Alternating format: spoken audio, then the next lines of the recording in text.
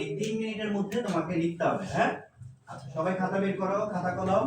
আমি প্রশ্নটা একটু লিখে দিচ্ছি। মুজিবনগর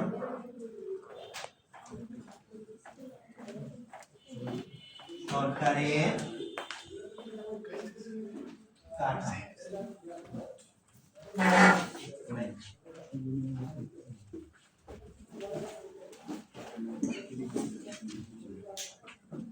দেখে সবাই কথা বলে না, দেখে শুরু করো। 3 মিনিট সময়, 3 মিনিট পরে আমি এটা চেক করব। হ্যাঁ, আচ্ছা সবাই লিখো।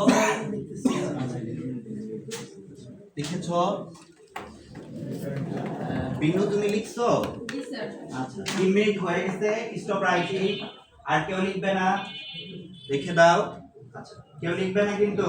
না স্যার। দেখি বিনু কি ঠিক বিনু কি লিখেছে? হ্যাঁ বিনু, বিনু সুন্দর লিখেছে,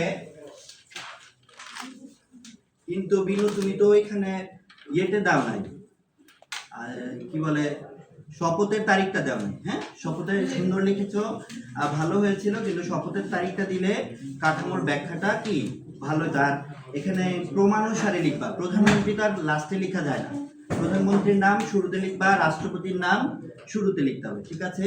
আচ্ছা মাসো রবিউল তুমি এক কাজ করো, সবগুলি তো স্যার দেখতে পারবো না, খাতাগুলি একটু তোলো। এই যে খাতাটা একটু তোলো স্যার। ওই যে আমাদের দুইজন টিচার না আমরা ক্লাসে, ওই স্যারকে একটু দাও তো খাতাগুলো। স্যার আপনি একটু ফিডব্যাকটা লিখতো দিয়ে তারপরে রবিউলের কোশ্চেন। তুমি বিমল তুমি মুজিবনগর সরকার কি 52 সালে লিখছো? না বাবা, এটা তো 52 সালে না, মুজিবনগর সরকার হচ্ছে 1971 তাই না? হ্যাঁ, যখন আমরা স্বাধীনতা ঘোষণা হইল তারপরে এই সরকার 10 এপ্রিল 17 এপ্রিল এবং ওই নামগুলো লিখলে হয়েছে। হ্যাঁ ঠিক আছে। দেখি স্যার তাহলে আপনি ওই বাকি খাতাগুলো দিচ্ছেন না, একটু ফিডব্যাকগুলো বাচ্চাদের। তোমরা তো সবাই খাতা জমা দিছো, অনেক ভালো লেগেছো।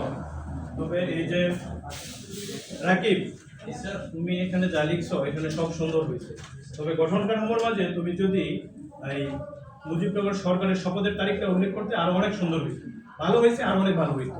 ঠিক আছে, এটা খেয়াল রাখবে সবসময়। ঠিক আছে স্যার, আমার ইব্রাহিম, তুমি আসলে এই যে মুজিবনগর সরকারের গঠন কাঠামো লিখছো, তোমারও সব ঠিক আছে, অনেক সুন্দর লিখছো, সবগুলোই লিখছো, কিন্তু ক্রমান্বয়টা ঠিক ছিল না। তুমি রাষ্ট্রপতির পরে প্রধানমন্ত্রী লিখে ফেলছো, এরপরে কি হতো উপরাষ্ট্রপতি। এটা লিখলে সুন্দর হইতো, ক্রমান্বয় মানে ধারাবাহিকতা বজায় থাকবে। ঠিক আছে, এটা সবসময় খেয়াল রাখবে। হ্যাঁ ঠিক আছে।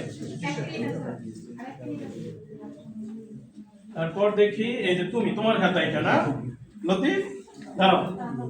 তুমি তো লিখছো, ওগুলো তোমার সব অনেক সুন্দর হয়েছে, অনেক ভালো লিখছো, কিন্তু লেখাগুলো যদি আরেকটু ফাঁকা করে লিখতে আরো অনেক সুন্দর দেখা যায়, অনেক ভালো লাগবে। ঠিক আছে, এটা খেয়াল রাখবে সবসময়। ঠিক আছে, তাহলে হচ্ছে আজকে ক্লাসটা এই পর্যন্তই। তোমরা আগামীকাল যাদের কাটাকাটি হয়েছে সবাই সুন্দর করে, সবচেয়ে সুন্দর হয় মুজিবনগর সরকারের কাঠামোটা একটা বক্সের মধ্যে লিখবে এবং ক্রমানুসারে লিখতে হবে। তুমি যদি উপরাষ্ট্রপতির নাম আগে লিখো তাহলে কিন্তু বাবা হবে না।